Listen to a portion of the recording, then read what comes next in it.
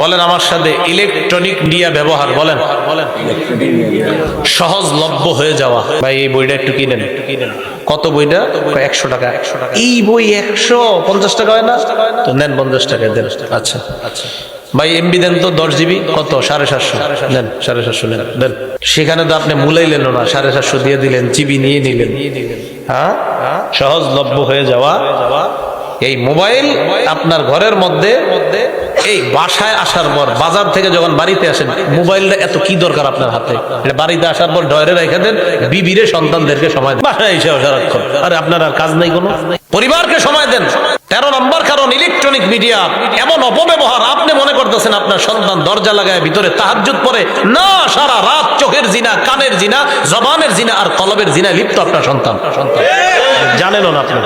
electronic media ব্যবহার সহজলভ্য হয়ে যাওয়া পরিবারগুলা ধ্বংসের এটা অন্যতম